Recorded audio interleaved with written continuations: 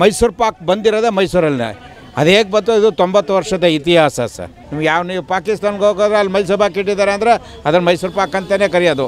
ಇದು ಮೂಲ ನಮ್ಮ ಮೈಸೂರು ಪಾಕ್ ಹುಟ್ಟಿದ್ದು ಮೈಸೂರಲ್ಲಿ, ಹಾಗಾಗಿ ನಾವು ಮೈಸೂರು ಪಾಕ್ ಅಂತಲೇ ಕಂಟಿನ್ಯೂ ಮಾಡ್ಕೊಂಡು ಹೋಗ್ತೀವಿ ಸರ್. ಹೊರಗಡೆ ರಾಜ್ಯದವರು ಮಾಡಿದ್ರು ಅಂತ ನಾವು ಮಾಡೋಕ್ಕಾಗಲ್ಲ. ಮೈಸೂರು ಪಾಕ್ ಮೂಲ ಮೈಸೂರದು. ಅದು ಮೈಸೂರು ಅರಮನೆ ನಗರಲ್ಲಿ ಮಹಾರಾಜರು ಮುಮ್ಮಡಿ ಕೃಷ್ಣರಾಜ ಒಡೆಯರ್ ಹತ್ರ ಇದಾಗಿರೋದು. ಮೈಸೂರು ಪಾಕ್ ಬಂದಿರೋದೇ ಮೈಸೂರಲ್ಲೇ. ಅದು ಹೇಗೆ ಬಂತು, ಇದು 90 ವರ್ಷದ ಇತಿಹಾಸ ಸರ್. ಮೈಸೂರು ಪಾಕ್ ಅಂತ ಹೇಗೆ ಬಂತು ಅನ್ನೋದಾದರೆ ನಮ್ಮ ಮುಮ್ಮಡಿ ಕೃಷ್ಣರಾಜ ಒಡೆಯರ್ ಅವರು ಹತ್ರ ನಮ್ಮ ಮುತ್ತಾತ ಕಾಕಾಸೂರು ಮಾದಪ್ಪನವರು ಅಡುಗೆ ಭಟ್ರಾಗಿರ್ತಾರೆ. ವಿಶೇಷ ಅತಿಥಿಗಳು ಬಂದಾಗ ಒಂದು ಸ್ವೀಟನ್ನು ಮಾಡೋಕ್ಕೆ ಹೇಳ್ತಾರೆ. ಆಗ ಮಾಡಿದಂಥ ಕಾಕಾಸೂರು ಮಾಡಿದ ಒಂದು ಸ್ವೀಟನ್ನು ಬಂದ ಅತಿಥಿಗಳು ಮತ್ತು ಮಾರಾಟರು ಇಷ್ಟಪಡ್ತಾರೆ. ಏನು ಹೆಸರು ಅಂತ ಅಂದಾಗ ಅದರ ಹೆಸರು ಗೊತ್ತಿರೋದಿಲ್ಲ. ಆಗ ಅದು ಮಹಾರಾಜರವರೇ ಅದನ್ನು ಮೈಸೂರು ಪ್ಲೇಸ್ ಪಾಕ ಅಂತ ಅಂದ್ಬಿಟ್ಟು ಅವರು ಇದು ಮಾಡಿರ್ತಾರೆ. ಹಂಗಾಗಿ ಮೈಸೂರು ಪಾಕ ಅಂತ ಹೆಸರು ಬಂದಿದೆ. ಈಗ ನೀವು ಎಲ್ಲಿಂದ ಯಾವುದೇ ನೀವು ದೇಶಗಳಿಗೆ ಯಾವುದೇ ಕಂಟ್ರಿಗೆ ಹೋದ್ರೆ, ರಾಜ್ಯಕ್ಕೆ ಹೋಗಿ, ನೀವು ಗ್ರಾಮಾಂತರಕ್ಕೆ ಹೋಗಿ, ನೀವು ಯಾವುದೇ ಅಂಗಡಿಲಿ ತೊಗೊಳ್ಳಿ, ನೋಡಿದ ತಕ್ಷಣ ಅದನ್ನು ಮೈಸೂರು ಪಾಕ್ ಅಂತಾರೆ ಬರ್ತು, ಬೇರೆ ಹೆಸರಂತೂ ಕರೆಯೋಕ್ಕೆ ಚಾನ್ಸ್ ಇಲ್ಲ. ಹಂಗಾಗಿ ನಾವು ಅದನ್ನೇ ಮೈಸೂರು ಪಾಕ್ ಅನ್ನೋದನ್ನೇ ನಾವು ಉಳಿಸ್ಕೊಂಡು ಹೋಗ್ತೀವಿ ಸರ್. ಅಷ್ಟೇ. ಪಾಕಿಸ್ತಾನಕ್ಕಿಂತ ಮುಂಚೆ ಇದು ಉದಯ ಆಗಿದೆ.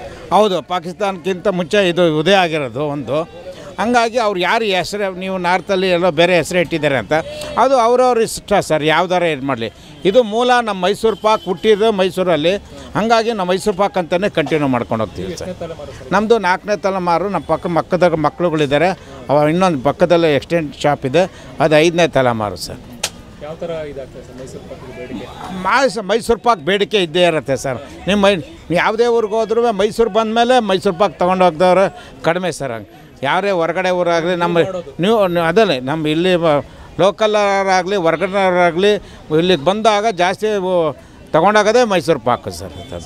ಅದರೊಳಗೆ ಮೈಸೂರು ಪಾಕಲ್ಲೇ 7 ವಿಧವಾದ ಮೈಸೂರು ಪಾಕ್ ಇದೆ. ಒಂದು ಆರ್ಡಿನರಿ ಮೈಸೂರು ಪಾಕ್ ವನಸ್ಪತಿಲಿ ಮಾಡೋದು, ಗೀದೊಂದು ಮಾಡ್ತೀವಿ, ಗೀ ವಿತ್ ಮಿಲ್ಕ್ ಒಂದು ಮಾಡ್ತೀವಿ, ghee with badam, ghee with dry fruit, ghee with jaggery and ghee with kaju, ಅಷ್ಟು ಥರ 7 ಥರ ಮಾಡ್ತೀವಿ. ಅದು ಎಲ್ಲ ಥರದ್ದು ಜನಗಳು ಇಷ್ಟಪಟ್ಟು ತೊಗೊಂಡೋಗ್ತಾರೆ. ಹೌದು, ದಸರಾ ಟೈಮಲ್ಲೇ ಜಾಸ್ತಿ ಆಗೋದು ಸರ್. ದಸರಾ ಟೈಮಲ್ಲಿ ಜಾಸ್ತಿ ಆಗುತ್ತೆ. ನ್ಯಾಚುರಲ್ ಡೇಸಲ್ಲೂ ಮೈಸೂರು ಪಾಕ್ ಜಾಸ್ತಿ ಹೋಗ್ತದೆ. ಬೇರೆ ಅದ್ರ ಜೊತೆಗೆ ಬೇರೆ ಐಟಮ್ಗಳು ಇದೆ, ಅದು ಹೋಗ್ತವೆ.